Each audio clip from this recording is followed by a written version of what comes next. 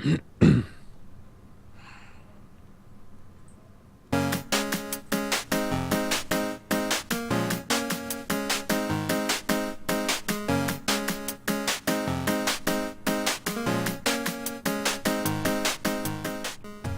everyone, and welcome to episode 134 of Classic Leet. My name is Scott. I'll be hosting tonight, and I've got Dustin and Josh with me. What's going on, guys? Hey, you know what Amiibo and WrestleMania have in common? They're both fake. They will both make me unfollow the hell out of you on Twitter. We lost like 10 followers, or 10 people we unfollowed like 10 or 12 people. Gotcha. Yeah, wrestling's been everywhere recently. Every podcast I listen to is talking about it. It was in like WrestleMania or something was in San Francisco this last week or something like that. And people were just losing their minds over it. It's nuts. I had to skip the first half hour of the Bombcast. Yeah, I don't mind. So, Josh, I got to let you know something here. Yeah. I'm going to be trolling you a little bit. Because oh, man, why? What our listeners are going to be understanding, and you're going to understand, but your girlfriend sitting behind you is not going to know. So you did some work, and I want to know what you did yesterday. Oh, man. She's in the room with you. How are you going to answer? Well, let's see. I wasn't feeling so hot, so I took a nap. A pretty long nap, actually. And I played some Axiom Verge. Oh, did you get that? I did. Oh, hell yeah. I can't wait to hear about that. Yeah. So, okay, I'm not going to make you answer what you did yesterday, because you were playing hooky. And a little bit. I don't want to get you in trouble, because we already confirmed that she doesn't listen to the show, so we know you're not going to get caught. Yeah. But, yeah, I mean, as far as things going on, Josh, one of the things that you were doing recently is trying to fix your TV. Yeah, How'd that go? Not so hot. So here's the deal. I took the TV apart. Okay. And, well, first, before all this, I was on the hunt for a Radio Shack that had not been closed. So, where did we find that Radio Shack? Was that Lexington? Where was it at? Louisville? Anyway, I can't remember. We found a Radio Shack out in the middle of nowhere. It was open. I got capacitors. I got a soldering gun. I was ready to do this, right? Did you get a Weller? I don't know what that is. It's a type of a soldering iron. No, this was like a little one. It looked like a pencil. Like it was real fine. Mm-hmm. Like I'm holding my finger up here like anybody can tell. Well, people can see. We put the podcast on YouTube now.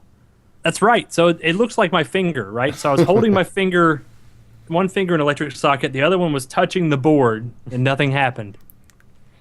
But no, so I took it apart. I had all these capacitors. I knew this was a common problem. Not a single capacitor on that board was out. Like they were all fine, as far as I could tell. Yeah. Well, did you have a multimeter or multimeter to test the voltages? I probably, yeah, my dad does. Yeah, no, I didn't check them. Okay. I should have. So you might have had a bad capacitor. But I couldn't tell. Yeah. So I can check again. I couldn't see one visibly. Like none of them were like, like bulged up like they do. Oh, okay. Yeah. And there was no leakage in the bottom. The first thing I saw was all this like white goo. Yeah, I noticed that from a picture you put on Twitter. I put it on Twitter. I'm like, I see the problem. And then I Googled it, and I found out that's not a problem. That's supposed to be there. So I immediately had to tweet, I know that was there. Ha, ha, ha. I'm not stupid. CIA. Yeah.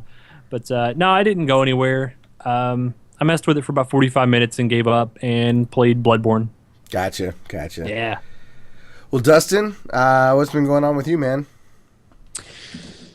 Last week I went to New Orleans. Oh, that's right. How was that? The food was great. You could probably get it that anywhere in Louisiana, though. We went to the World War II Museum. That was pretty awesome. Okay. The French Quarter and Bourbon Street in particular are toilets. Don't bother. Okay. Really. There was actually quite a few similarities between Bourbon Street and Baghdad. Like really tight. From a guy who's been there. Yeah. Yeah, really tight streets. They're all really crappy and like need to be fixed. It smells like either garbage or stagnant water or both mixed together at any given time. And they have mounted police, right? So isn't there horse shit everywhere?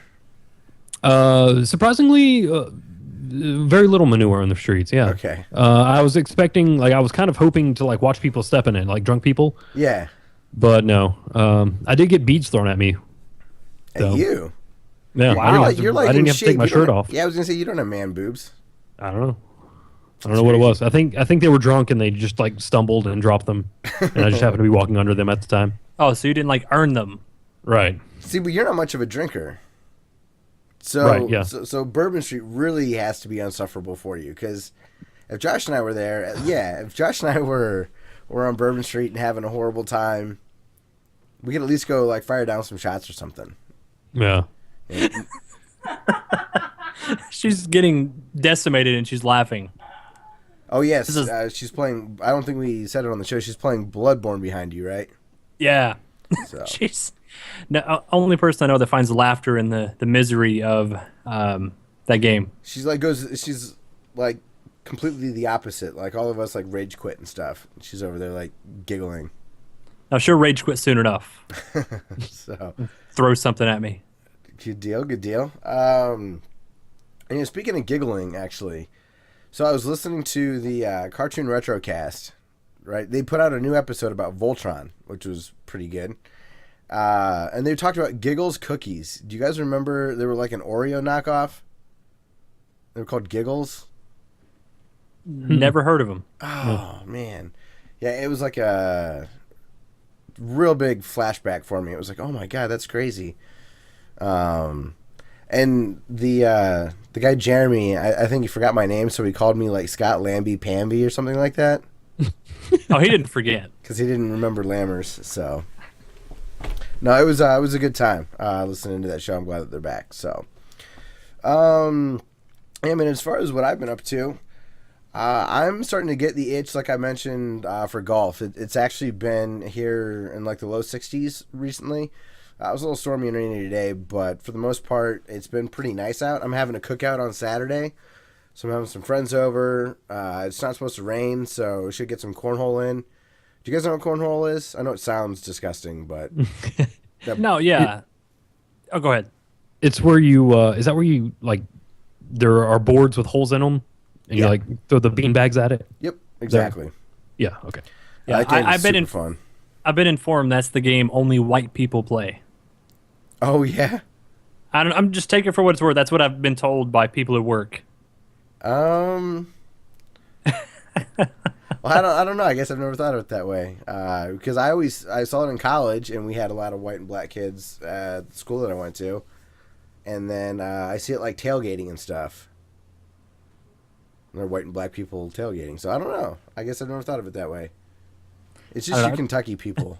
You still are in the Civil War. We are. Oh man. So, Need to come down to the enlightened South. Yeah, we're in that ignorant middle section of the United States where we just don't know which way to go. So once you guys get the internet, you'll find out that the war's been over for a while. Oh man! Oh, spoilers! Jeez. Hey, Dustin, let me ask you a question. Hit me, because I've heard this as a rumor. I'm not sure if it's true or not.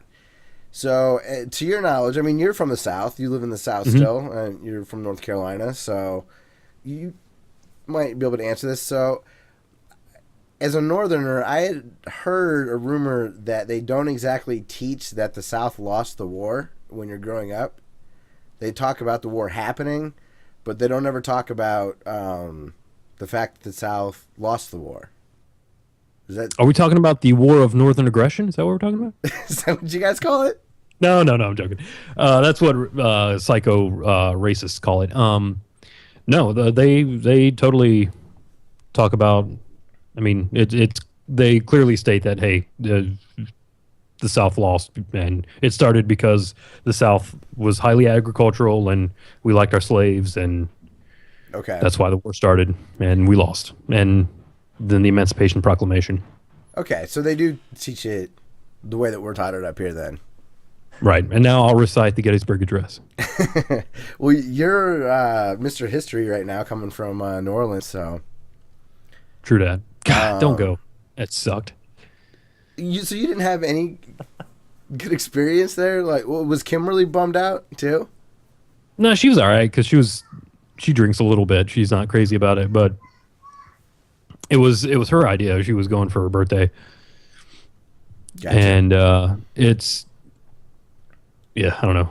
Okay. I think I got enough of that environment when I was in the Army. Oh, gotcha. Just being around a bunch of drunk people all the time. Yeah. A con with us wouldn't be much fun for you then.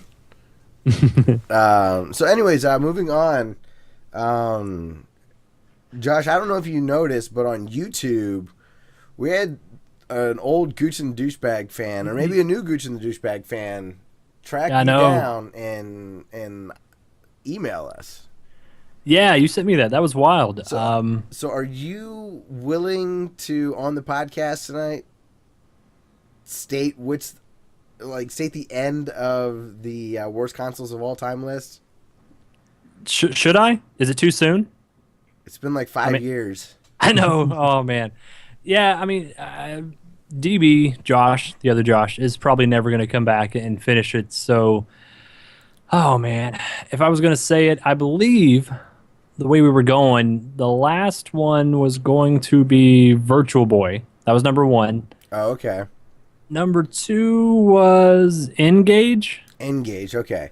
I believe, yeah. The guy Andrew that wrote to us, I told him that I thought that the Engage might have won, but that I wasn't 100% sure. I thought I remember DB telling me that it was the Engage. So, and that might have been number 1. We had so many good jokes and all this stuff worked out, but in our madness and in our method, right, we never wrote anything down. There was never like anything written down before any of those videos. We just we started recording, and it was almost a competition to see what the other one could do, like zanier or whatever. Yeah, like we were trying to outdo each other and make each other laugh while recording. Gotcha. And then if it was really funny, we kept it.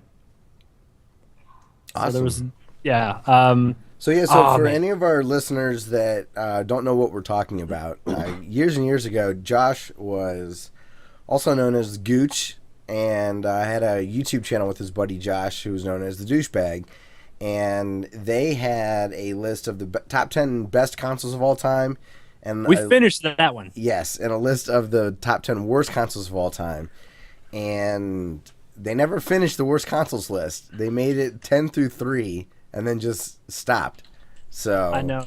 Oh, it sucked too because had we known back then, we actually got offered a partnership and all this other stuff, and it just fell off. Yeah, you guys could have been making legit YouTuber money by now. Maybe. I think you might have. Could have upgraded your equipment, stopped using Microsoft Media, Movie Maker, or whatever. We were using Movie Maker. We were using Paint. We were using everything that was free and absolutely ghetto. Yeah. No, I love those videos.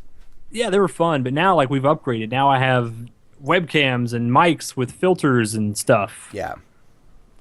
Awesome. And then, so that's the 2 videos. Just count this, post this as worst consoles of all time, number 1 and 2. Okay.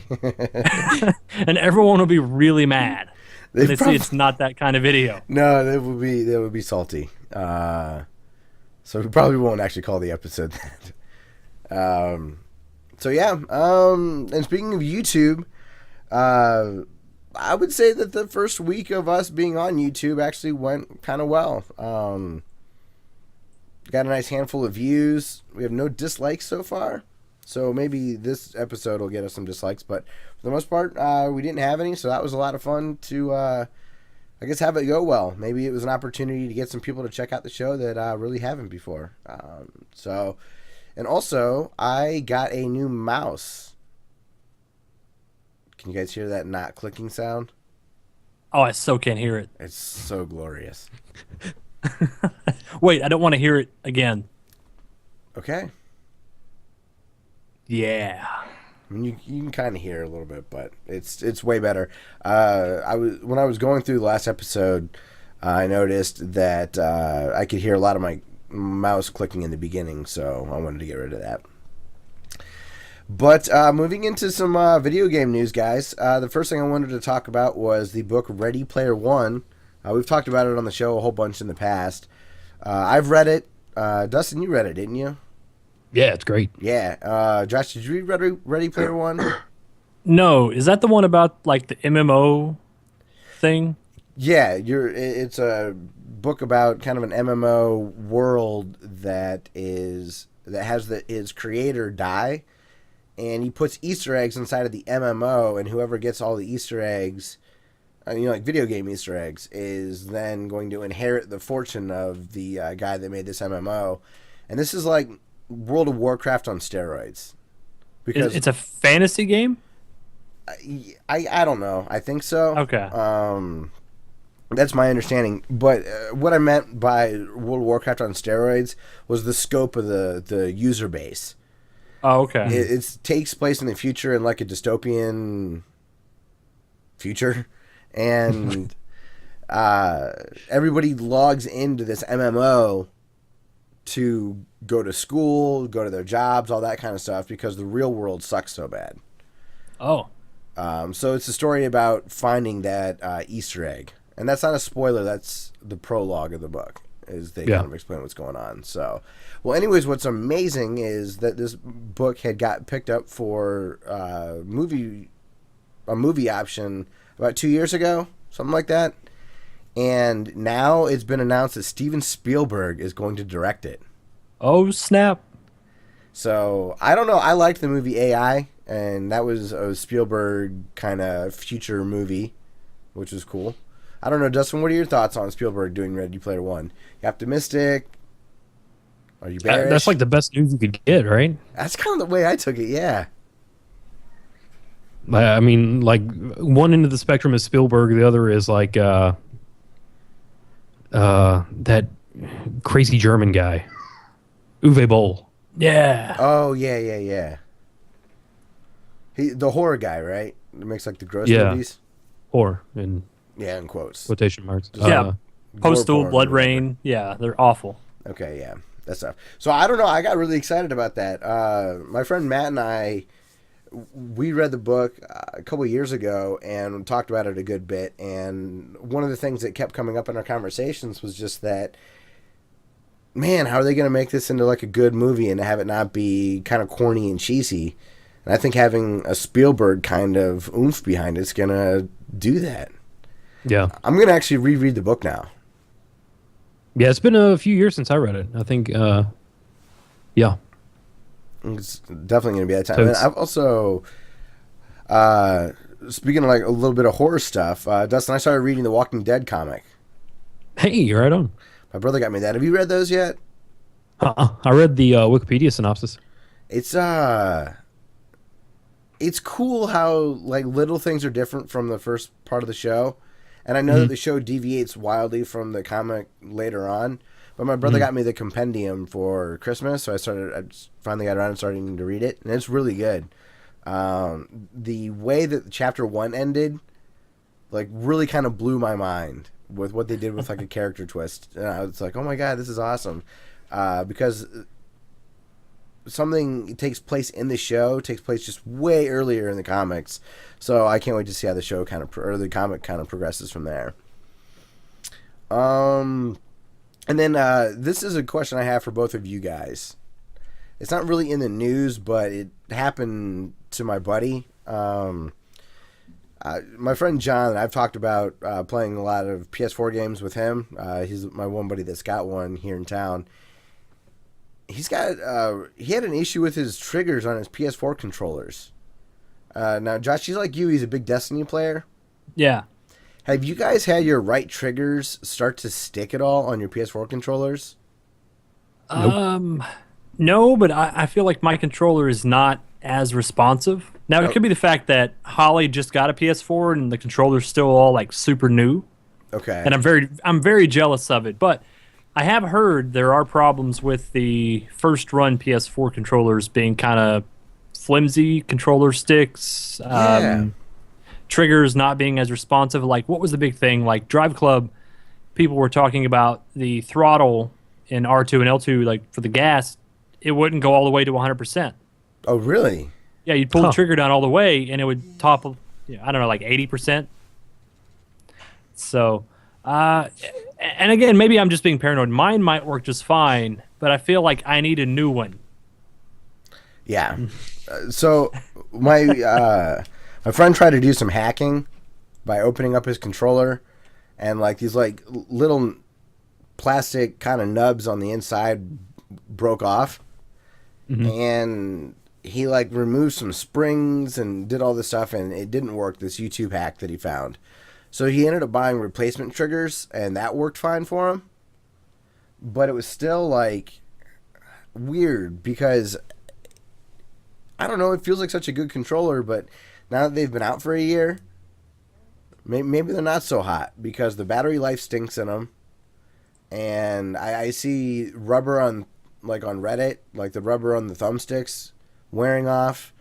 And my buddy, and this happened to both of his controllers.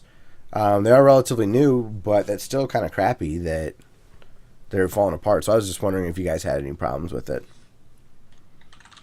No, but I think mine like is still my favorite controller. Like I've held plenty of 360 controllers and the X-Bone controller like in the kiosks, and they do nothing for me anymore. Yeah.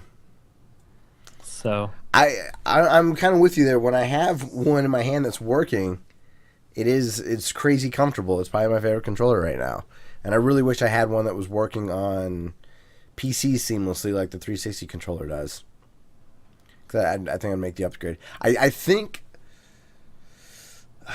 I might be one of these dudes that Valve is hoping would be a guinea pig, and I might jump in on both of their items. I might get the Steam controller and the VR headset. Oh yeah, the Steam controller looks pretty sweet. It does. I mean, for them to put a controller out, I mean, as a developer, you'd be nuts to not put support in for it. Yeah. If you're on the PC, right? It just looks so weird. I just want to know what the heck it is. So like, I guess she died again. I think so. So, but yeah, I think I might get a Steam controller. So, and then also, in the news, Twitch got hit with a big security breach and made everybody change their passwords and stream keys. So, Stupid Twitch. It's not Twitch that I'm mad at. It's the assholes hacking Twitch. Yeah, that's true. Why are they coming after gaming people? I don't get it. So it's probably Gamergate. That's just always they're the blame for getting it all. down now. on us because we're men. That's what's going on. Absolutely.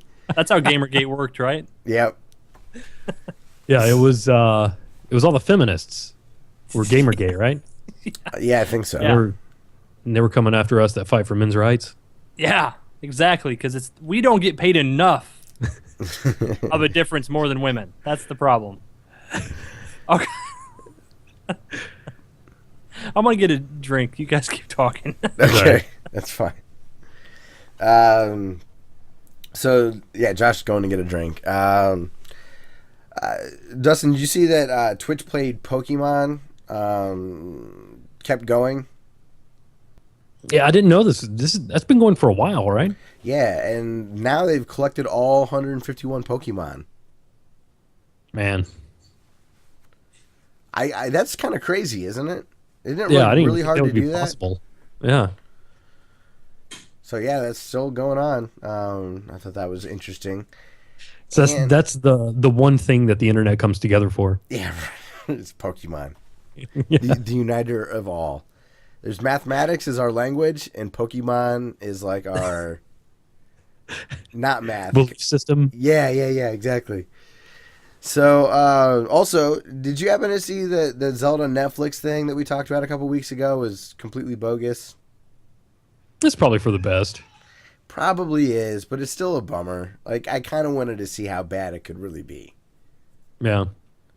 So, and then one thing I want you to do is, I'm going to try something real quick. I want you to click on that link that says Mario Kart in real life. Did you happen to see that? Oh, yeah, I saw it already. Isn't that crazy? Yeah. So what happens is in this like open wheel racing race, this car runs into the back of another one and it hops over it like a glitch out of Mario Kart. Yeah. I think I saw it on Kotaku, but I'm linking to a thing called Jalopnik. Which is pretty cool. I can't decide who peed their pants more on that one. I'm going to go with the guy that went airborne. I don't know. If I was racing and I looked above me and saw a car Above you? That's a good point. Because you wouldn't see it coming. Right. Just all of a sudden there's a strange shadow and I look up and a car goes above me. Yeah, exactly. So, I don't know. Yeah, I thought that was nuts. But what I'm going to try to do is see... Does that work? No, it doesn't. Oh, I was going to try to have the GIF that plays in the article take place of Josh's empty space at the moment. But no worries. So, yeah, if you're watching this on YouTube, you'll know what we're talking about. And for our audio listeners, I apologize. We'll get back on track here. And Patrick Klepek had an article 2 weeks ago, Dustin, because we didn't record last week, right? Right. Okay, Josh, you're back. Yeah, I had to clarify my joke real fast and then get a drink. So, because you saw the hands. Yes. Right. We were talking about women and Gamersgate. So, anyway, what you were saying? Well, speaking of women, a place to find them is an app called Tinder, right? Yeah, that's the swipe left, swipe right. Yeah. Yeah. So, Patrick Klepek put in an article on Kotaku that he titles, "If you see Ganon on Tinder, you gotta swipe right." I think swipe right means like you like them and hope they match you back, right? Yeah. So he writes, "You never know what you might find when you're looking for love." A Twitter user, CIEGVAT, Siegvat, was poking around Tinder and they came across this interesting fellow. One of this girl's matches was Ganon. Like, so imagine how much fun that would be. You're like going through your phone, swiping left, swiping right, different people, whatnot, and all of a sudden a video game character pops up for you. I thought that was pretty badass. And also, did you guys happen to see Super Mario was the first level of it was remade? Super Mario 64 was remade in Unity. Yeah, it looks great too. It does. It got shut down by Nintendo already. Oh. At the time that I posted this article, it wasn't. But essentially what this guy did was remade the first level of Super Mario 64 in the Unity engine and had it playable in a browser. All you needed was a Unity browser plugin. Oh, wow. Yeah. Okay. See, I didn't know that part. Yeah, so it wasn't just that trailer. It was actually playable for you, which is pretty sweet.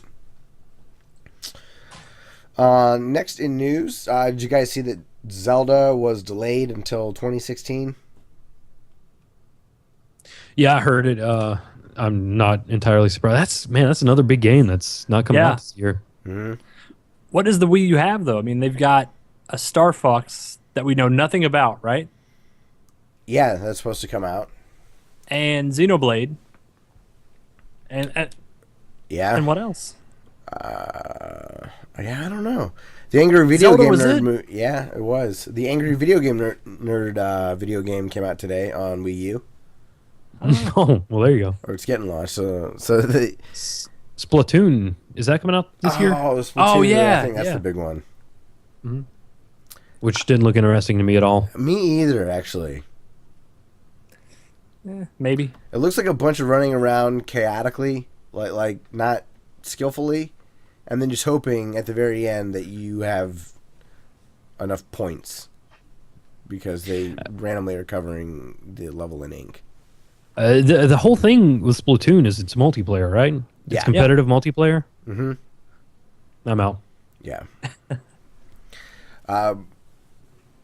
But speaking of Nintendo, one of the things they are doing is they're ramping up the difficulty of Mario Kart.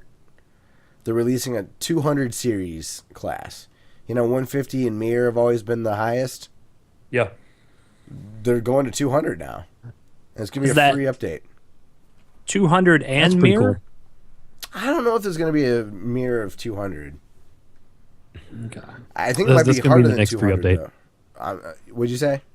That's going to be in the next free update. Yeah. Yeah. But I don't know. I thought that was cool. Am I the only one on the cast that has Mario Kart 8? Nope. Oh, Yeah. My girlfriend has it. I've played a fair bit. I'm down to play 200cc because I think that would give it the boost of speed that I want, Like, it just needs to be a little bit faster for me to really feel, I don't know, more competitive or... It makes me wonder if the reason they didn't have it in initially it was because of like a programming thing where they couldn't keep it at 60 frames a second going that fast. And now they've kind of figured out how to do that. Makes sense. So, and last thing in the news, Dustin, you put something in here. yeah. This is actually Mike T sent this to me on Facebook. It's they are making a retail copy of Retro City Rampage DX for the Vita. Cool. It's all of it is 100% like legit. The little card that the Vita games come on, it's going to have the same blue shell and legit artwork. It looks pretty cool. It's only going to be $30. Nice. So if you're looking to buy a copy of a game that may end up being super rare, then you might want to jump on that. It's in pre-order right now. So Cool. Well, speaking of Mike T, he wrote an email in last week that we obviously didn't get to since we didn't record anything. And he wrote one in this week. So actually, Justin, let's jump into Mike's email. The one he sent last week. We'll talk about that for a little bit. And then we'll move into what we've been playing. How's that sound? alrighty, you want the 100 hours of Metal Gear cutscenes? Yeah, let's go with that. Oh, gosh. Yeah. Do you want me to read it or do you want to read it? I can read it. We won't make Josh read any emails this week because he's drinking. Oh, what's that mean? Well, you got upset with me last week. What? When? You're like, I'm sorry, I was drinking during the last episode and struggled reading the email. My bad. I'm like, it's all right. No, I wasn't upset. I felt bad. It was all good. I'm illiterate as it is, but adding alcohol on top of it just makes it that much worse. So, well, yeah, let's get to this email because I'll be curious to see what you guys think about this. Intoxilliterate. Is that a good? Intoxilliterate. Intoxilliterate. That's perfect. If I can figure out how to spell that. Okay, from Mike T. 100 hours of Metal Gear cutscenes. If I would have known Josh only wanted the demo code, I would have given it to him. Sorry about that. I've been playing a lot of Sword Art Online for the Vita, which will come up in his next email. I'm on floor 89 and decided to go to the Hollow area. It's a really cool game. It's on my mind since they announced Spielberg is involved in the Ready Player One movie. I need to get that book. Be right back. Okay, I got it off Amazon for my Kindle for $3. Nice. You know that price is going up for the movie, going up when the movie gets closer. Yeah, $3 is great. That's a great great deal. price. Lots of hate for Battlefield Hardline, but I actually liked it. I only played the single player, and I'm like halfway through, and I won't finish it, but still, I liked it. I accidentally ordered the Bloodborne Collector's Edition for PlayStation 4. Accidentally? Accidentally. Okay. I don't think I like those types of games, so I think I'll return it or sell it on eBay unless any of you want it. Last thing. I would have, but I'm good now. I'll wait for it to come down in price. Last thing, I ordered the Metal Gear Solid 5 Baby Arm Collector's Edition. Now I have 5 months to somehow play Metal Gear Solid 1, 2, 3, 4, Peace Walker, Ground Zeroes. I own all of those in one form or another. F my life. Just curious, if I watch all the cutscenes, is that enough to get the story? Even though I'm looking at 100 hours of cutscenes, right? Mike T. Dustin, you've played a lot of Metal Gear. Can you get through just the cutscenes to catch up? Totally. Okay. As far as, let's see, Metal Gear Solid 5, that's going to come after Ground Zeroes and Peace Walker and 3, but it's going to be before 1, 2, and 4. And it's actually going to be before the first Metal Gear, no, not Metal Gear Solid, just the first Metal Gear and Metal Gear 2 on the MSX. So you would only actually have to watch the cutscenes for 3, Peace Walker, and Ground Zeroes. Okay. So that only 50 hours of cutscenes. Yeah. Well, Ground Zeroes is, I mean, it takes you 45 minutes to beat the game. They can't have that many cutscenes in it. It's got to be like 2 minutes cutscenes. Right? Yeah. That's about right. Okay. Now, what about those acid games, though? Like the card battlers? Those aren't canonical. Oh. Okay. Wah, wah.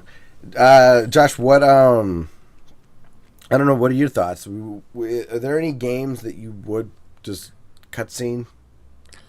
Yeah. I mean, there are some. I can't think of any off the top of my head.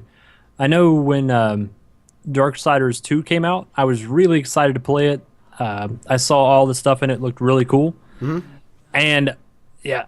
Oh, no. No. Oh, no. No. Can you? She's going nuts. Yes, we can hear. Yeah. But she's playing Bloodborne, so it's totally acceptable to have a little bit of background noise. It's Bloodborne. It's blood. She's probably just fighting a normal enemy right now. Yeah, I think so. Let's see. Yep, she's killing dudes with a big axe. So games, though, like I said, I was really excited to play Darksiders 2, but I knew nothing of Darksiders 1. So the night before I played Darksiders 2 that I got it, I watched all the cutscenes in a YouTube video. It was like an hour and a half. And then I was sort of caught up. I knew what I was getting into. I liked it a lot. I played Darksiders 2, and loved it. And then shortly after, I think THQ went down, and that series is in limbo. Yeah, I was hoping that series would get all four games made. That would have been cool. Did you guys play Part 2? No, I haven't finished Part 1 yet.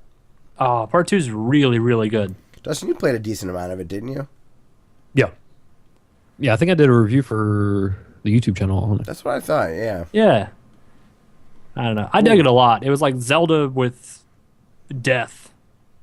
Literally. Yeah, and Warcraft aesthetic, yeah. Yeah. No, it was fun. I controlled really well. Yeah.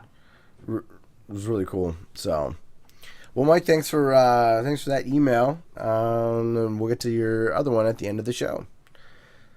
One of the things I think Mike does is he skips towards the end of the episode and then goes back to hear what we have to say, like in reaction to what he said, and then listens to the episode.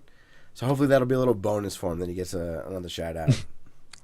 So, Dustin, man, what have you been playing? Played some Last of Us Remastered. I'm still trying to beat it in Survivor Plus. I haven't played. It was just a little bit. Okay. Because I'm trying to finish it up, and I got to the part in Pittsburgh where you're fighting humans, and I must have gotten lucky the last time I ran into that, like when I was playing through the first time on Survivor Plus, because I went through it pretty, maybe on my first, maybe second try, and it was super tense, and I really enjoyed it. But I went through it the other day, and I died a lot, and it kind of, I didn't realize how you can actually kind of just bang your head against the fights in that game, and you'll just eventually win. Oh, you can just brute force your way through it eventually? Basically, because I was trying to do it without using any weapons and as few resources as possible, just because they're so scarce in that mode. Mm-hmm. And I died probably 4 or 5, maybe 6 times. and just the way that it kind of saved me halfway through, and it turned out to be a lot easier than you would think on the second hardest mode. Gotcha. But yeah, I play a little bit of that. I'm halfway through maybe my Survivor Plus playthrough. You've almost platinumed it, if you will. Is that what it's called on PS4? Yeah, I'm getting there.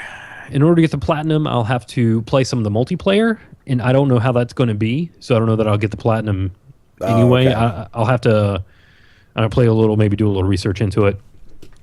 I don't know if it'll be worth my time or if I even have enough time to do it. But one thing I also noticed playing through Survivor Plus and finishing it up, or just the regular Survivor, was how powerful the flamethrower is. You get a flamethrower very near the end of the game. Oh, crap. I was going to say, so that's what I should be looking out for, right?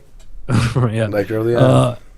If you save up your resources for upgrading your weapons, and you upgrade that fully, all of the cordyceps battles, the infected zombie guys that you fight, become a non-issue at that point, because you can just point the flamethrower at them and hit the trigger, and for like one of your flamethrower ammo, like you get flamethrower fuel and like 40. You'll get a canister and it'll give you like 40 flamethrower fuel, right? Yeah. So just for one, like it goes from 40 to 39, you can light a cordyceps on fire and kill it. So it's like an instant kill. So it's kind of like the metal blades of Last of Us. Metal blades from Mega Man 2? Oh, right. Yeah. Totally. No, the metal blades from Last of Us. You don't remember? You beat Cutman, you get the metal blades. I think that's a Mega Man 2 reference, but the way you said it was a little weird. Sorry. Yes, absolutely.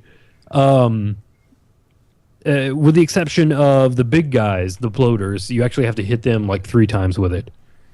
But still, you can kill stuff real easy with the flamethrower. It's just as effective on the human opponents. It's just the human opponents usually have distance and weapons, so they can shoot you. You have to like get up on them. But all the cordyceps do is run at you, so they just close the gap, and then you light them on fire, and that fight is over. So I hope to finish that soon. What else did I play? I played some Sega CD.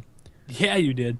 I played some shooters. I played Android Assault: The Revenge of Bari Arm, and that is a horizontal shooter where both of them are, well.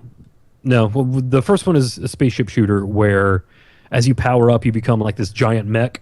Okay. And it looks kind of cool, but there's no animation in it. I know it's a Sega CD game, but there's no animation in it, so you have like this weird pose the whole time. Yeah. Not going to lie, man. I know that you recently lost your phone or broke your phone or something, so you're back on like an old Android one. Yeah. I thought this was like an Android game you got into when I was reading the show notes. I wish. No. I don't do anything with my Android phone that I don't absolutely have to, because it's not. It's probably pretty clunky and slow. It's not terrible. It's not as bad as I expected it to be, but I'm just not the biggest fan of the Android platform to begin with. So. Plus, you're probably running Android like 4.0 or like 2.3 or something like that. 4.1, yeah. So 4.1 is not horrible. That's still Jelly Bean. Yeah, it's not bad. So as for what I use it for, it works perfect. Okay. I just try not to throw too much at it.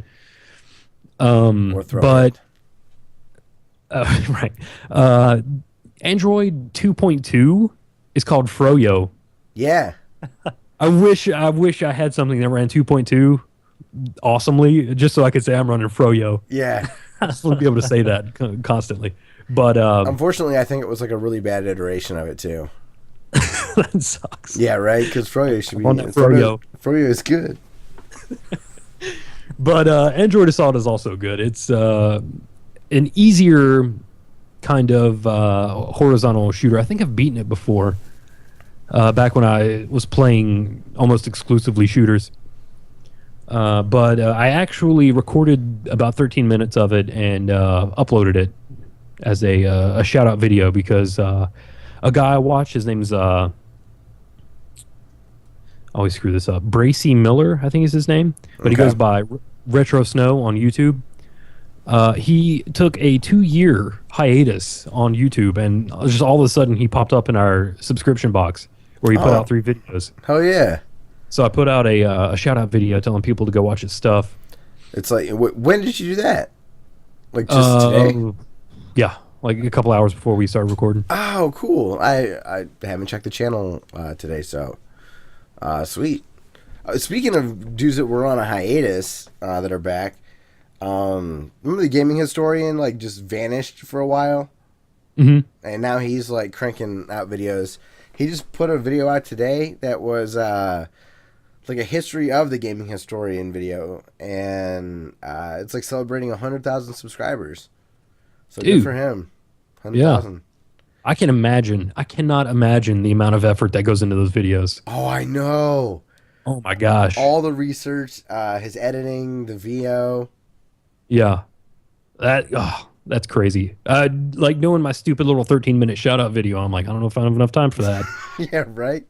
I can't imagine what he goes through. He does say that he does YouTube full time, but still, it comes across like he puts in so much more effort in his videos than a lot of people that have more subscription or more subscribers than he does. But 100,000 is no number to scoff at, and he deserves every one of them. So absolutely, yeah. Norman Caruso, gaming historian, go check him out. Go check his stuff out. He's really makes really good stuff. And after that, I played some Robo. Cool. I love the name of that. Yeah, it's pretty cool, right? That's illegal in some states, right? You can't, marry your Robo cousin. Not where you're from. Oh goodness! In Robo Appalachia, we do what we want.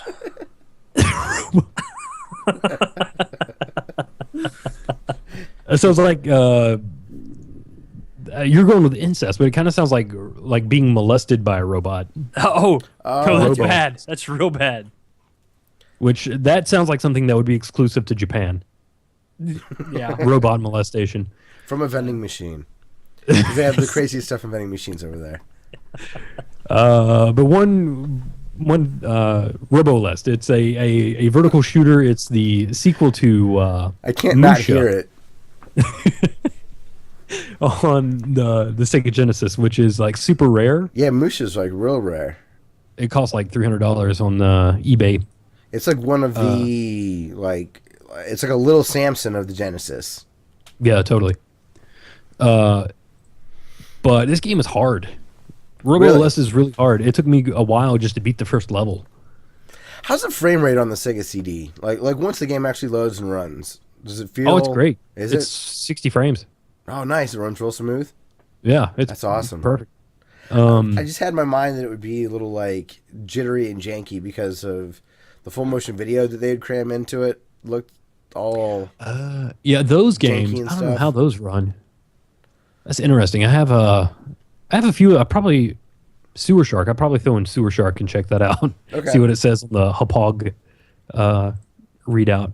But yeah, Robo-LS, the way that you have to upgrade your weapons, like normally in a shoot 'em up, when you like you're going through the first level and you're getting upgrade after upgrade, so you like it feels great, right? You get that feedback loop. Absolutely.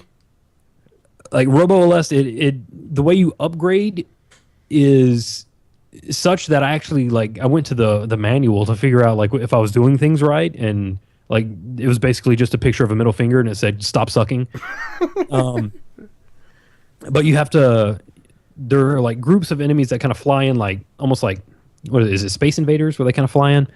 But you Galaga? You have to shoot those. Galaga, yeah, Galaga. That's what I was thinking of.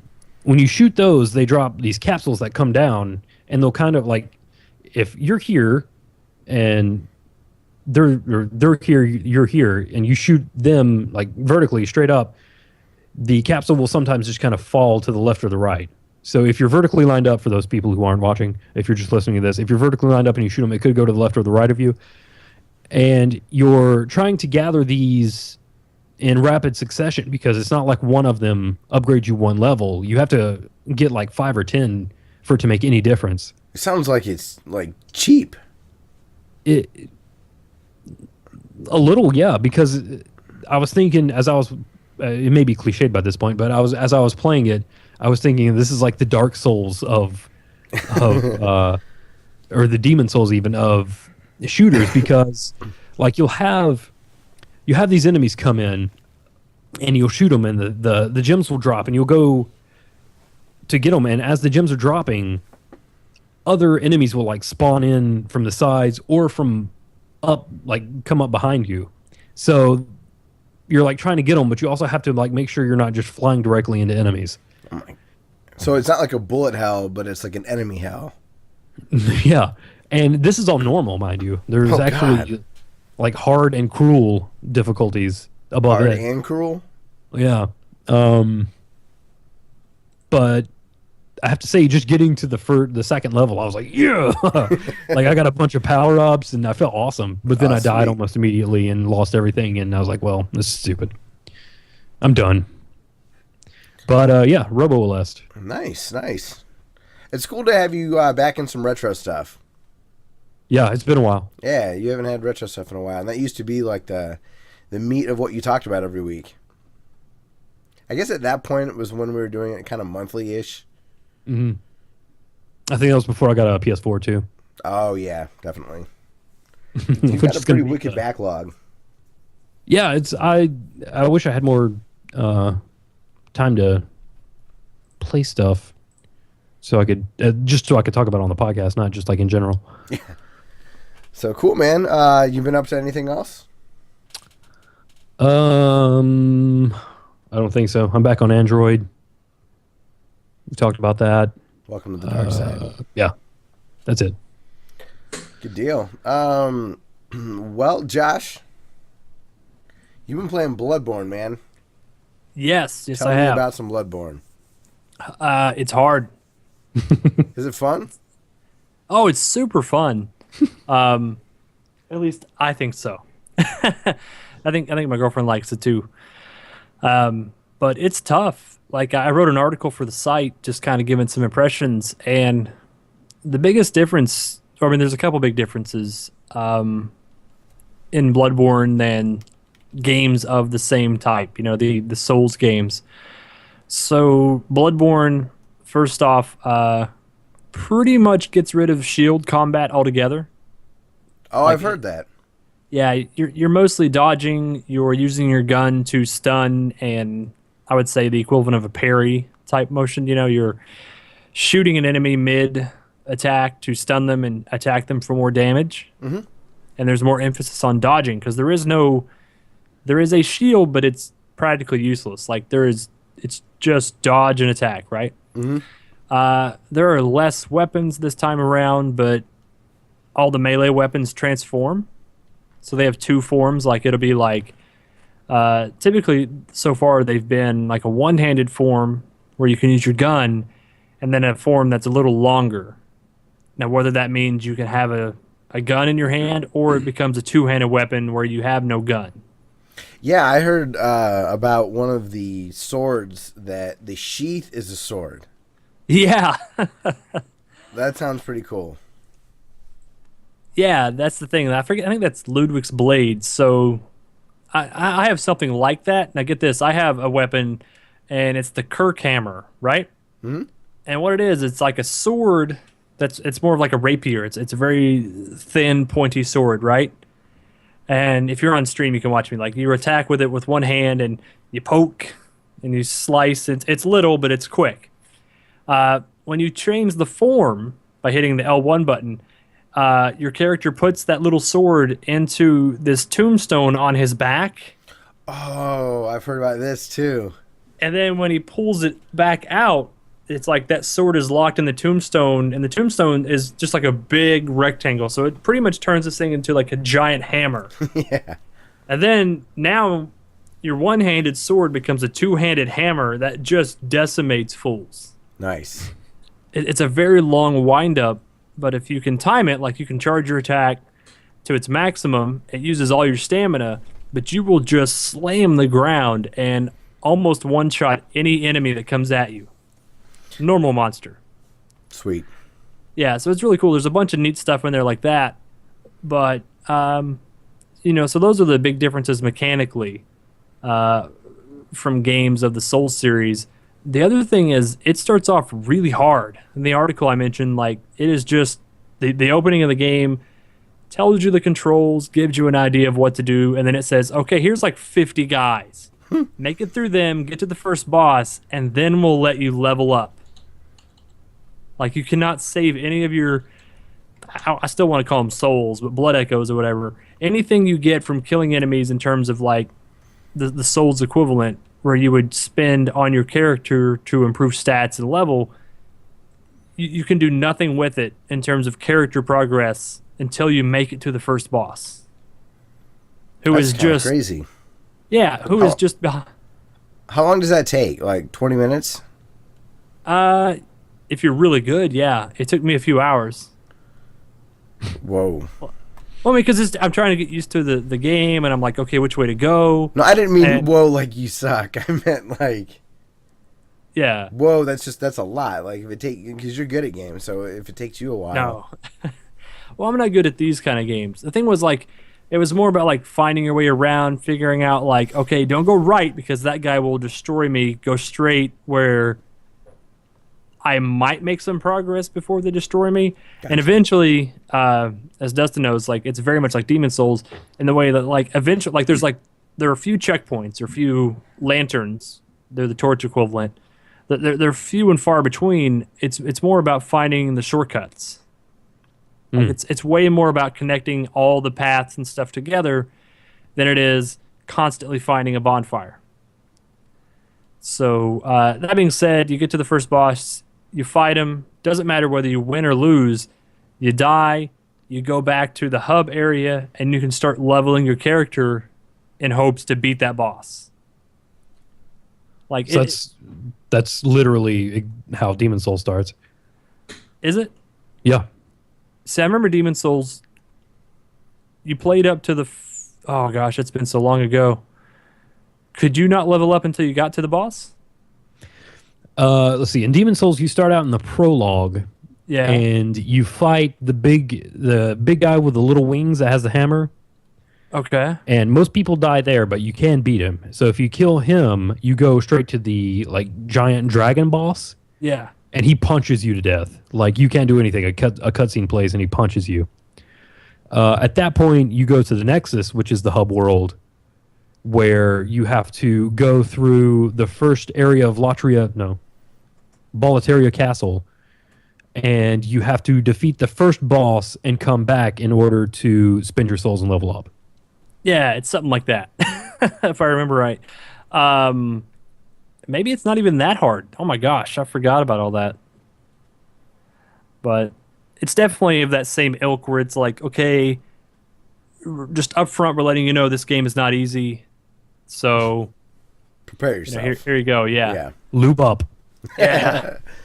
But it's cool. Like, there's something about it. Like, some of the things, like where when you get attacked by a monster or whatever, you don't take all that damage right away. It's like you take a big chunk of it, and then if you're quick to attack the monster or whatever that hits you, you can gain some of your life back. Like, you won't take the full amount of damage. So just constantly jumping away and attacking, you're not going to make a whole lot of progress. You got to get back in there and, get your licks in. Mm-hmm. But I don't know. Like, I'm hooked. I'm on the third boss, working on it. Holly behind me, she's on the second boss. And it's cool because we're just comparing notes all the time. Like, hey, did you find that? Or did you find this? And she's like, I heard this guy won't attack you if you do that. And I'm like, well, crap, I killed that guy. Cool. So any more about Bloodborne, or you been playing anything else? I don't know. I think she just swore at the TV. No, like Bloodborne, that's it. Like, if you've played a Souls game, whether you like it or hate it, it's that. Yeah. What do you think about the visual presentation? Does it look good? Oh, it looks fantastic. Sweet. Load times are kind of heinous. Which I heard that those are real bad. Yeah.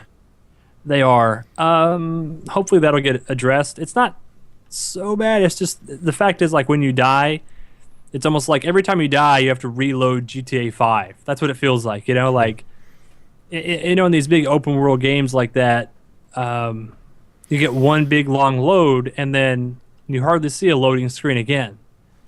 But in Bloodborne, every time you die, you get that big long loading screen. That sucks.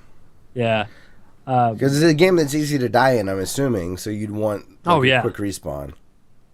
Yeah, and I don't know, maybe it's intentional. Maybe they really hate players, and they, you know, the loading screen's just another punishment.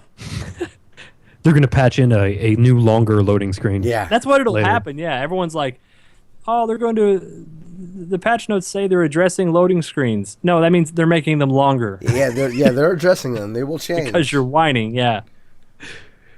The suspend resume function. We forgot to talk about that, the PS4. Oh, yeah, how's that work?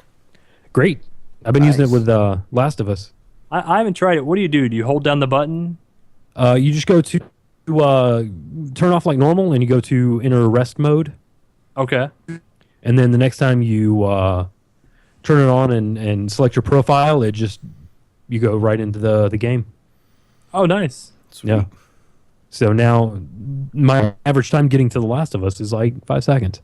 I'll have to try that out. I've been leery because before they had like this rest mode in it, which I had no idea what it even did. It seemed like it just made my PlayStation have this yellow light every once in a while. Yeah, I think it would like download updates and install them, so you didn't have to wait till you turn the system on. Gotcha. Well, that's not cool. I love the resume and sleep function on the DS, or the 3DS. So I'd imagine that console way is awesome too. Yeah. I mean, I tried to fold my PS4 to get it to go to sleep, which seemed to work. It just didn't come back awake, and I got no street passes. So I don't know. They need to fix that. Did you have it in your pocket though? No, it wouldn't fit in my pocket. Oh no. There you have it. Yeah, it was slightly smaller than my Note, sadly. That's awful. But no, getting back to games though, I picked up Axiom Verge, which I mentioned earlier. Yeah. How is that? That game is fantastic. And You're also so very lucky. confusing. You're so lucky you get to play it. Oh no, No, it's coming to you are. PC. Yeah, eventually. But it's Metroid, but like I think Giant Bomb, you know, like Jeff mentioned it, like as soon as you get comfortable with what it is, it throws a curveball at you. Cool. Because you're like, oh, I know what's gonna happen. Oh wait, no, I don't. I like that. Yeah, I won't want to spoil it. I'll just say like it controls really well. It's definitely got that Metroid, even Contra-like look to it. Oh man. And the thing is, like, a lot of those visual disturbances or glitches or whatever that were in NES games, like you'd see sprites flicker and stuff pop in and out of the screen. They almost use that in the game in certain ways to sort of facilitate different modes of transportation. Oh, weird. I don't know if that makes sense. You just have to see it. It doesn't. That's like it sounds awesome. Yeah, they're implementing all those little glitches and visual things in the game where you're like, oh, well, they're just doing this for nostalgia reasons, and you're like, nope, that means something. That's cool. Yeah, and it's just a lot of fun, and definitely reminds me more of Metroid on the NES than anything else because I have no idea where to go. We've been following this game for a while. He's one of our Twitter followers. Yeah. Oh, sweet. Yeah. For a while. Oh gosh, what's that guy's name again? I forget. But it's just one guy that made the whole thing, right? Yeah. It's amazing because it doesn't feel like a one-person game. You could have told me this was a small indie team of like 10 guys, and I'm like, well, those 10 guys did an amazing job. Tom Happ. Happ, that's right, yeah. Because the name of the studio or whatever on the game is Tom Happ Games or something. Nice. So it's just You real can find plain. him at whatshappening.com. Yeah. That's not true. Oh, That I would just made be that up. awesome. but I just don't want to spoil it. I just Okay. say like if you got a PC, pick it up in a few months when it comes on PC. Eventually, it'll come to Vita, which seems like the ultimate platform for this game. And What was the price of it? It's $20 new. It's 17 with PS Plus right now. Okay. I was kind of like, ugh, but at the same time, I wanted to buy it before it was spoiled for me. Yeah. And it's one guy. Like I was like, well, this one guy made it. Buy it right now. Because the more sales it gets earlier on, the better, right? Like that's a better impression. Yeah, true. Yep. And Grossman gave it a 5 out of 5. yeah, I can see that. It's totally his kind of game. Because He hates video games, and he liked it. It's the kind of game we all grew up with. Like you could have handed this to me as a 9-year-old kid, and I'd be like, holy cow, this is amazing. It reminded me of an NES game just because all the screenshots I saw, you were fighting giant faces. Yeah.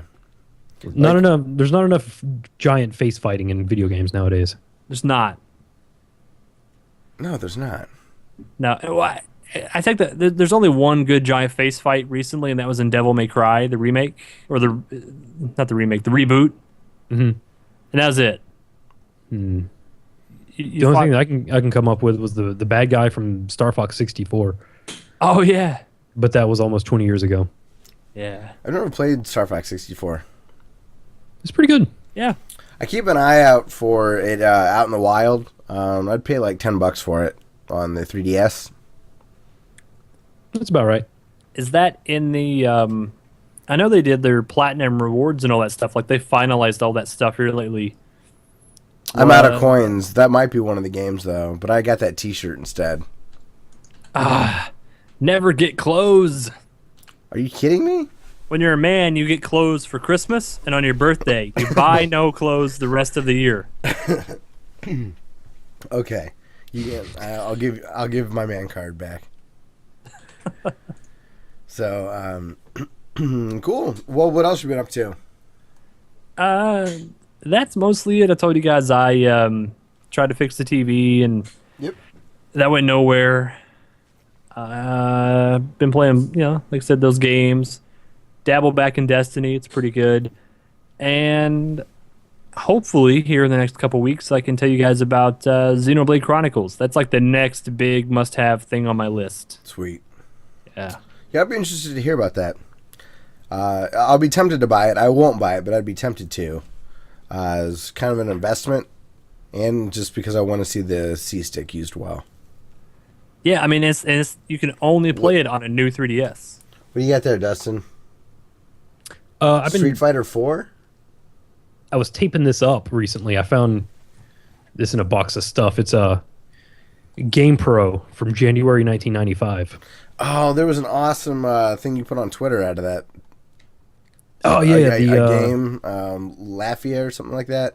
Yeah, Lufia and the Fortress of Doom. Apparently, it was going to be made for the Sega Genesis. Yeah, and it just never happened. If I can find that page, I'll totally put it on the camera. Yeah, was that was the tweet that was like, I can't wait for this, or what was it? It was something that made me laugh. That never happened. Yeah.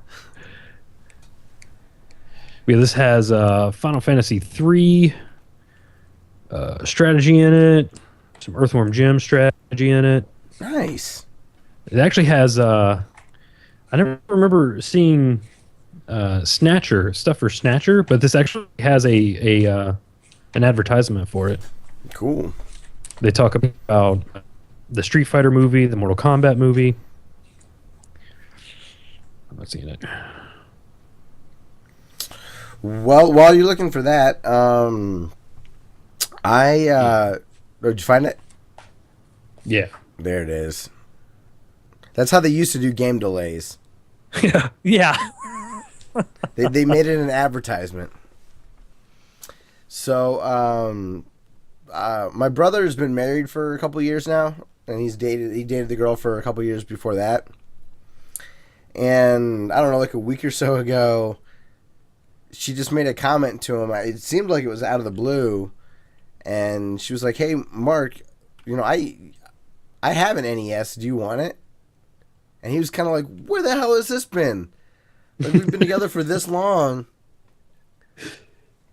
Like, what the heck? So I get real excited for my brother. Like, he's got like an NES now. I'm like, all right, way to go, man. That's sweet.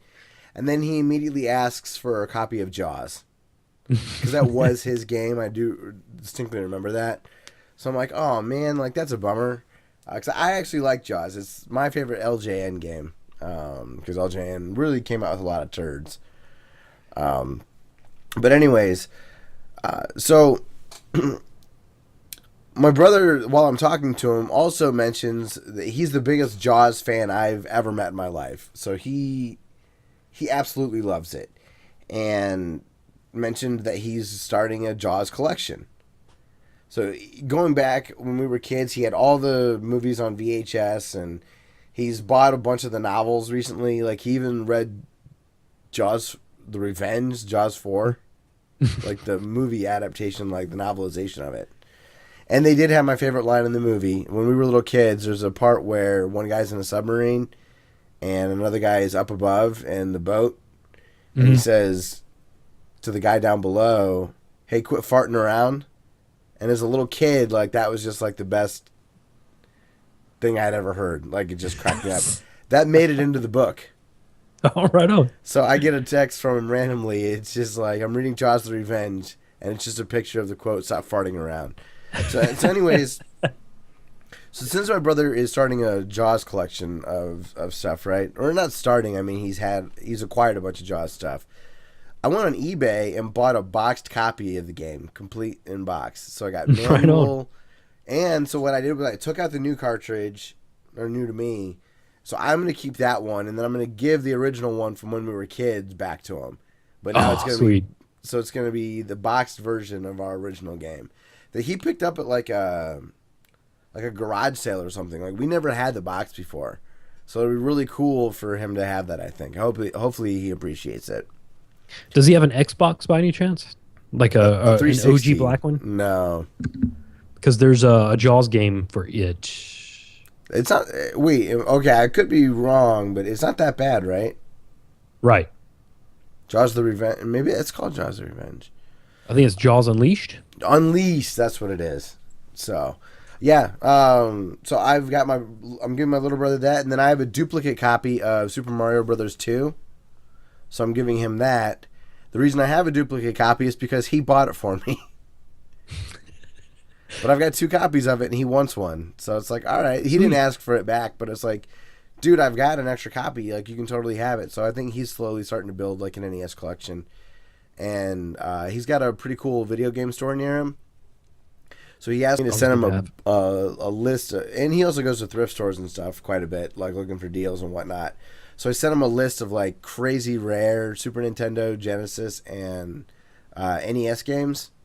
Mm-hmm. So hopefully he'll find one of them. But I was like, DuckTales 2, Snow Brothers, Chippendale 2, Earthbound, all the favorites. Little Samson, definitely on there. I didn't put Custer's Revenge or Peekaboo Poker, but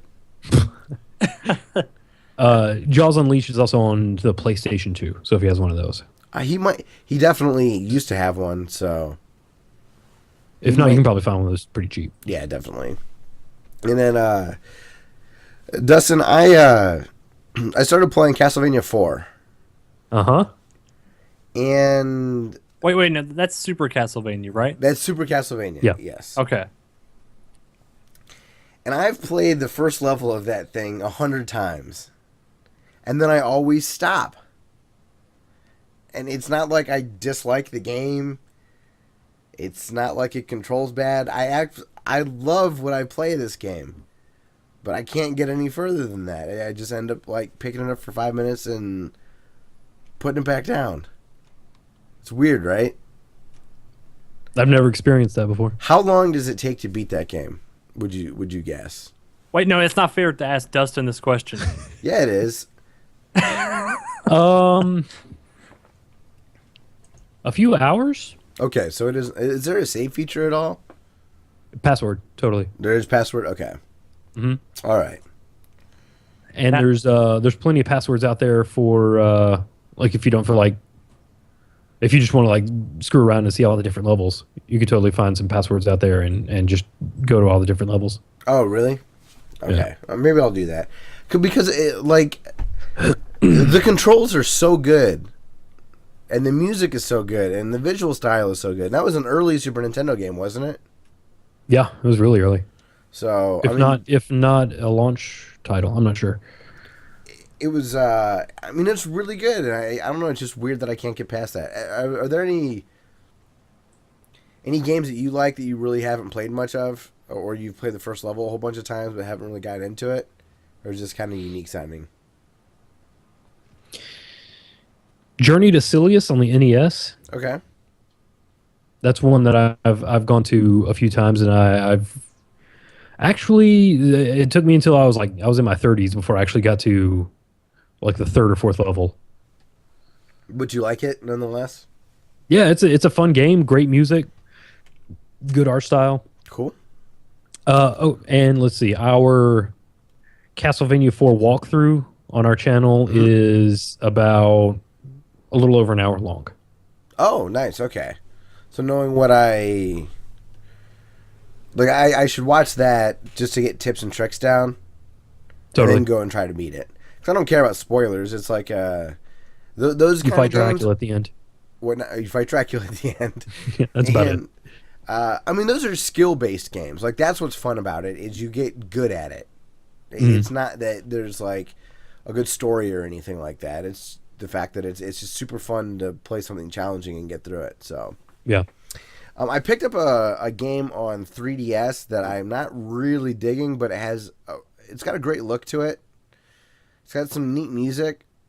It's called, I think Zeo Drifter, XEO Drifter. I don't know, man. It's like the enemy variety is not really that great, and like the level design variety isn't that different. They'll change the colors, but it still feels like one world to the other. It still kind of feels the same. Mm-hmm. And the difficulty is a little too tough. Like, your weapon isn't powerful enough. So it feels like I need to go and explore and grind and find weapon upgrades. And they're just, I don't know, I haven't found any of them. So I would, if you're thinking about picking up a game called Zeo Drifter, it was on sale for $5, so I figured, what the heck?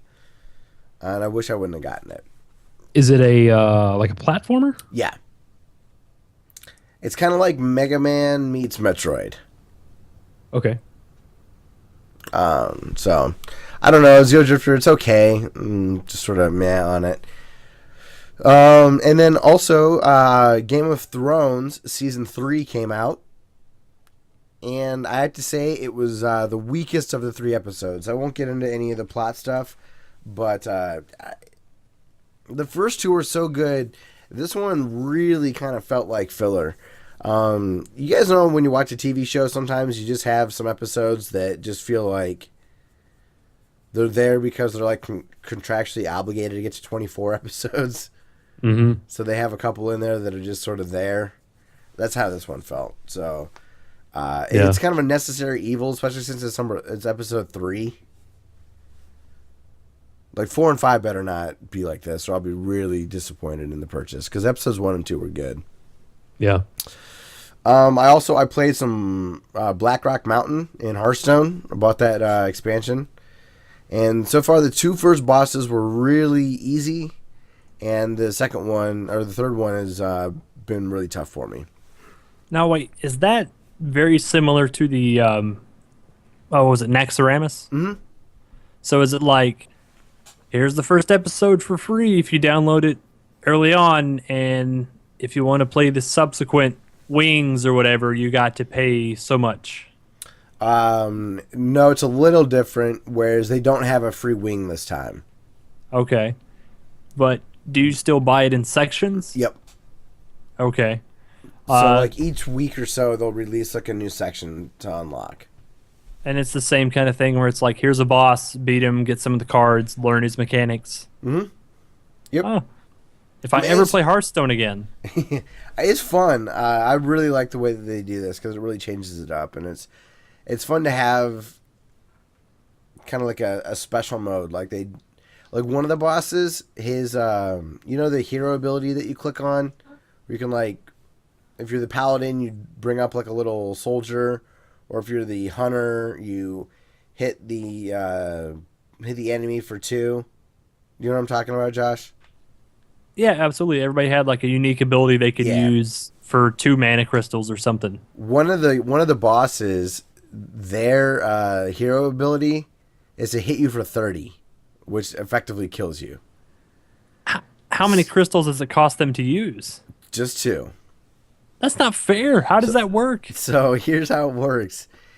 This guy's quote-unquote wife is a minion on the board, and she starts there. And anytime that the wife is alive, he doesn't use his hero ability.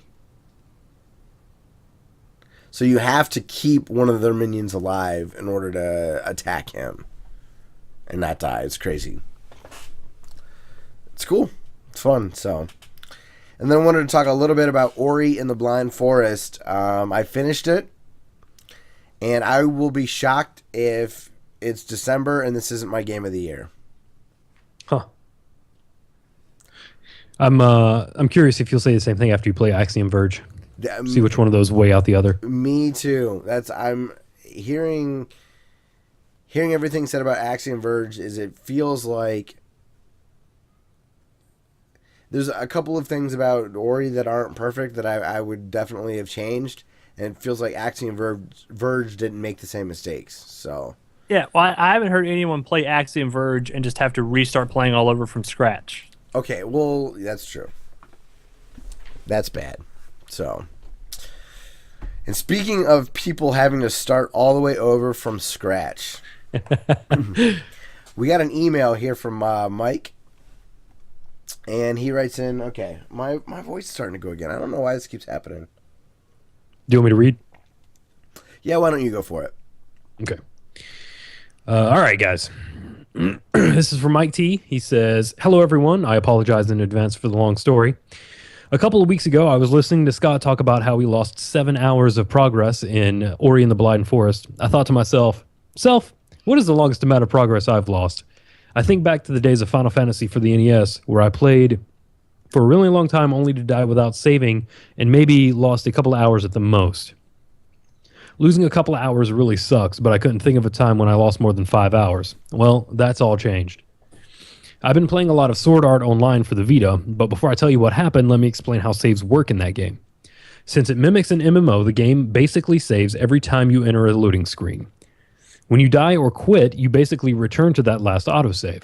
There are no save slots, so you have a single save. Well, I was playing and went to a different area, like I had 1,000 times before, and the game was stuck in a loading screen for a minute. I closed the game on the Vita and turned it back on only to find a message saying that my save was corrupted and needed to go through a restore process. I'm thinking, okay, I'll just start from my save before that.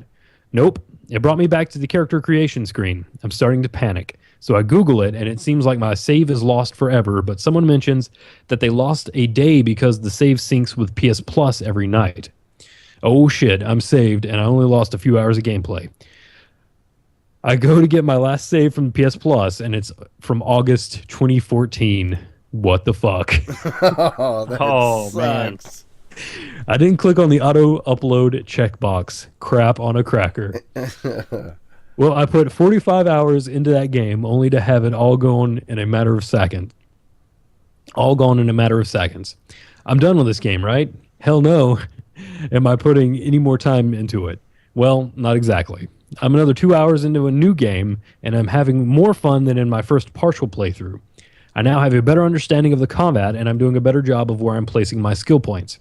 I also realized that like 10 plus hours of that original 45 was conversation that I'm skipping now, so it is going a lot faster. It is a great game, but 90% of the conversation is absolutely worthless. In the other 10%, there is some cool stuff along with Asuna wearing only an apron or skinny dipping and grabbing Leafa's boob. Leafa is my sister, by the way. Well, I'm feeling inspired to finish the game. Also, the first thing I did was click that auto-upload save checkbox. Take care, Mike T. Damn, 45 hours. Oh, man. Poof. You don't hear about 45 hours being lost nowadays. I mean, you heard about that back in the day with like how crappy some of the memory cards were for the 64, for the PlayStation 1, for the PlayStation 2. Yeah. that was pretty commonplace. But anymore, with cloud syncing and all that, you don't really hear 45 hours gone like that. Yeah. It sounds like he had a similar thing with me and Ori, where the second time I was going through Ori, I got up to where I was, and about half the time it took me to get there originally. So, yeah, damn, Mike, that sucks. That's a long time to lose. But I'm glad that he didn't, like, completely lose it. Where he's like, screw this game. I'm done playing video games. I hate them.